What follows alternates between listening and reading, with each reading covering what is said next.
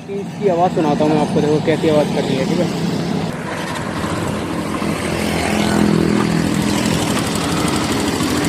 सुन रहे आवाज़, ढंग से सुनना।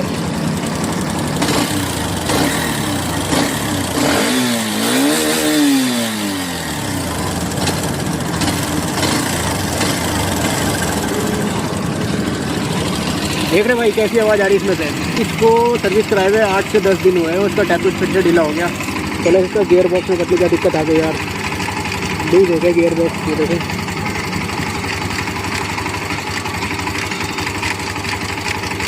हट तो है इधर।